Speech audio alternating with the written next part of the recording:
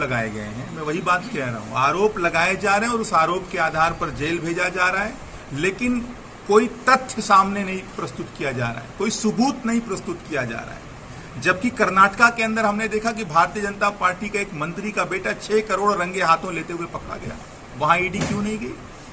और भारतीय जनता पार्टी के लोग अगर भ्रष्टाचार पर बात करते हैं तो हंसी आती है, क्योंकि ये वो पार्टी है जिसका राष्ट्रीय अध्यक्ष कैमरे के सामने रक्षा सौदे में घूस लेता हुआ पकड़ा गया है। व्यापम घोटाले में शिवराज सिंह चौहान का नाम आता है, भारतीय जनता पार्टी उनको मुख्यमंत्री बना देती है। हेमंत बिस्वा शर्मा का नाम वाटर स्कैम में आता है, उनको आसाम का मुख्यमंत्री बना देती है। अजीत पवार के विषय में प्रधानमंत्री जी ने स्वयं कहा था मध्य प्रदेश के अंदर कि 70,000 करोड़ के घोटाले में लिप्त हैं अजीत पवार, और अगले दिन क्या होता है? हमको लगता है कि ईडी की कार्रवाई होगी, वो जेल जाएंगे, लेकिन ऐसा कुछ नहीं होता है।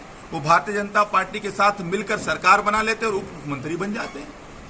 शिवेंद्र अधिकारी जब तक दूसरी पार्टी के अंदर होते हैं तब तक वो महाभ्रष्टाचारी होते हैं, जब वो भाजपा में शामिल हो जाते हैं तो बंगाल के अंदर लीडर ऑफ अपोजिशन बन जाते हैं। नारायण राणे, अनिल शर्मा, कितने नाम बताऊं मैं आपको, बड़ी लंबी फहरिस्त है कि जब तक दूसरी पार्टी में वो नेता रहता है तो भ्रष्टाचारी रहता है, और जब भाजपा में शामिल हो जाता है तो सदाचारी बन जाता है। तो कुल मिलाकर ये इन एजेंसियों का इस्तेमाल नरेंद्र मोदी जी अपने विपक्ष की आवाज को दबाने के लिए कर रहे थे। और माननीय संजय सिंह वो आवाज हैं जिन्होंने सदन के अंदर भी, सड़क पर भी किसानों की आवाज को मजबूती से उठाया। याद करिए, जब किसान विरोधी काले कानून लाए गए थे तो किस तरीके से संजय सिंह ने सदन के अंदर आवाज मुखर की थी।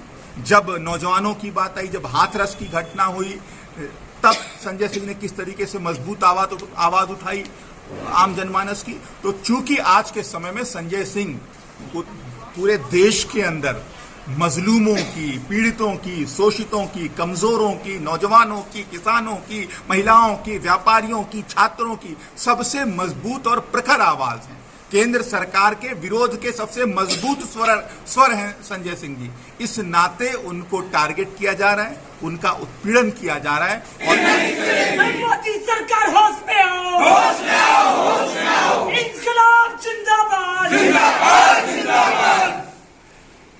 में आए हैं, कैसा कार्यक्रम था? देखिए, जिस तरीके से देश की जितनी स्वतंत्र संस्थाएं हैं, चाहे आप ईडी की बात करें, सीबीआई की बात करें, आईटी डिपार्टमेंट की बात करें, सब के सब कहीं न कहीं नरेंद्र मोदी जी के इशारे पर, केंद्र सरकार के इशारे पर लोकतंत्र का गला घोटने में व्यस्त हैं। इसी क्रम में एक तथाकथित घोटाला जिसकी कोई जमीनी हकीकत नहीं है, जिसके पक्ष में ना तो सरकार के पास कोई तथ्य है, ना तो इन जांच एजेंसियों के पास कोई तथ्य है, उसकी बुनियाद पर आम आदमी पार्टी के शीर्ष नेताओं को परेशान करने का, उनका उत्पीड़न करने का सिलसिला लगातार जारी रखा जा रहा है। पहले हमारे स्वास्थ्य मंत्री को जेल में डाला गया, हमारे शिक्षा मंत्री को जेल में डाला गया, और अब हमारे राज्यसभा सांसद और उत्तर प्रदेश के प्रभारी माननीय संजय सिंह जी को ईडी के द्वारा जेल के अंदर भेजा गया है। जबकि 15 महीने से जांच चल रही है, हजारों जगह पे छापेमारी की जा चुकी है, कहीं से कुछ भी सबूत के रूप में इन संस्थाओं को नहीं मिला है। और ये बात गारंटी के साथ हम लोग कह रहे हैं कि जब भी जांच पूरी होगी और जब भी अदालत के अंदर सुनवाई पूरी होगी, आम आदमी पार्टी का एक एक नेता बाइज्जत बरी होकर जनता के सामने आएगा।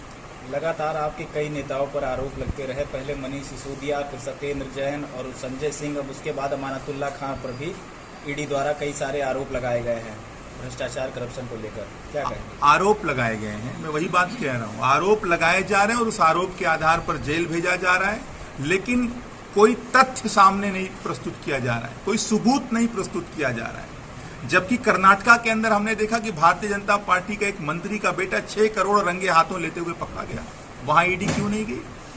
और भारतीय जनता पार्टी के लोग अगर भ्रष्टाचार पर बात करते हैं तो हंसी आती है, क्योंकि ये वो पार्टी है जिसका राष्ट्रीय अध्यक्ष कैमरे के सामने रक्षा सौदे में घूस लेता हुआ पकड़ा गया है। व्यापम घोटाले में शिवराज सिंह चौहान का नाम आता है, भारतीय जनता पार्टी उनको मुख्यमंत्री बना देती है। हेमंत बिस्वा शर्मा का नाम वाटर स्कैम में आता है, उनको आसाम का मुख्यमंत्री बना देती है। अजीत पवार के विषय में प्रधानमंत्री जी ने स्वयं कहा था मध्य प्रदेश के अंदर कि 70,000 करोड़ के घोटाले में लिप्त हैं अजीत पवार। और अगले दिन क्या होता है, हमको लगता है कि ईडी की कार्रवाई होगी, वो जेल जाएंगे, लेकिन ऐसा कुछ नहीं होता है। वो भारतीय जनता पार्टी के साथ मिलकर सरकार बना लेते हैं और उप मुख्यमंत्री बन जाते हैं। शिवेंद्र अधिकारी जब तक दूसरी पार्टी के अंदर होते हैं तब तक वो महाभ्रष्टाचारी होते हैं। जब वो भाजपा में शामिल हो जाते हैं तो बंगाल के अंदर लीडर ऑफ अपोजिशन बन जाते हैं। नारायण राणे, अनिल शर्मा, कितने नाम बताऊं मैं आपको, बड़ी लंबी फहरिस्त है कि जब तक दूसरी पार्टी में वो नेता रहता है तो भ्रष्टाचारी रहता है और जब भाजपा में शामिल हो जाता है तो सदाचारी बन जाता है। तो कुल मिलाकर ये इन एजेंसियों का इस्तेमाल नरेंद्र मोदी जी अपने विपक्ष की आवाज को दबाने के लिए कर रहे थे। और माननीय संजय सिंह वो आवाज हैं जिन्होंने सदन के अंदर भी, सड़क पर भी किसानों की आवाज को मजबूती से उठाया। याद करिए, जब किसान विरोधी काले कानून लाए गए थे तो किस तरीके से संजय सिंह ने सदन के अंदर आवाज मुखर की थी।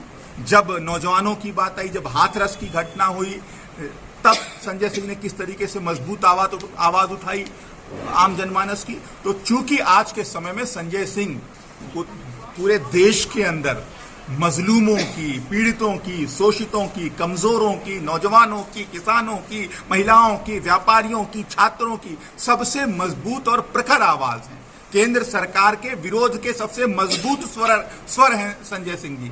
इस नाते उनको टारगेट किया जा रहा है, उनका उत्पीड़न किया जा रहा है, और जिसको ना तो इस देश का आम शहरी बर्दाश्त करेगा और ना ही आम आदमी पार्टी का एक भी कार्यकर्ता बर्दाश्त करेगा। लगातार हम लोग अलग अलग स्वरूपों में अपना विरोध दर्ज करा रहे हैं।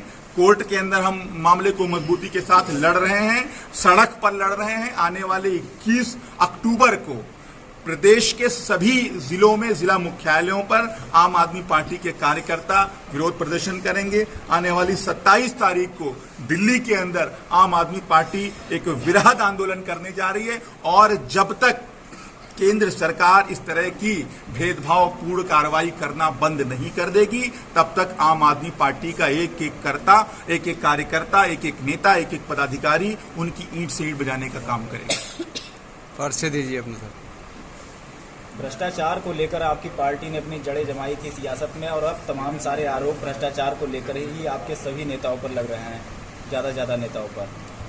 आम आदमी पार्टी पिछले 8 साल से दिल्ली के अंदर सरकार चला रही है।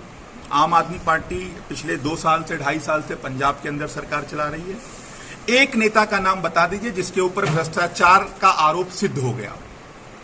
अगर एक आरोप सिद्ध हो गया होता तो शायद मैं आपकी बात मान लेता, लेकिन मैं आपसे कह रहा हूं कि नरेंद्र मोदी जी से कह के मुझे सिर्फ 2 दिन के लिए ईडी दिला दीजिए, ईडी सीबीआई मुझे दिला दीजिए। फिर आप जिसको कहेंगे उसको अगर हमने जेल के अंदर ना भेज दिया तो आप जो कहिएगा हार जाइएगा। मैं मोदी जी को जेल भेजने की ताकत रखता हूं, बस ईडी सीबीआई मुझे 2 दिन के लिए आप दिला दीजिए। मोदी को, अमित शाह को, योगी आदित्यनाथ जी को, सबको एक जेल के अंदर रखूंगा, एक बैरक में रखूंगा। आप मुझे ईडी सीबीआई दिलाकर दिखा दीजिए। मतलब ईडी और सीबीआई का गलत इस्तेमाल, बिल्कुल गलत इस्तेमाल हो रहा है, बिल्कुल जगजाहिर है। ये तो बच्चा इस बात को समझ रहा है कि जो केंद्र सरकार के विरोध में आवाज उठाएगा उसके पीछे ईडी सीबीआई लगा दी जाएगी। आज के इस कार्यक्रम का आपका मुख्य उद्देश्य क्या था?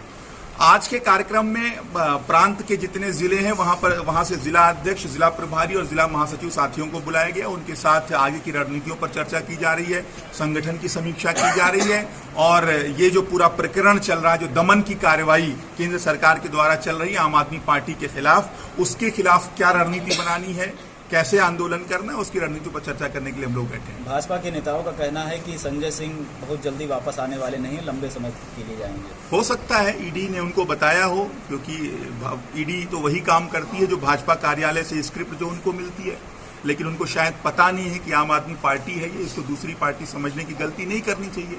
आम आदमी पार्टी ईंट से ईंट बजाने का काम करेगी, धैर्य रखे भाजपा के लोग।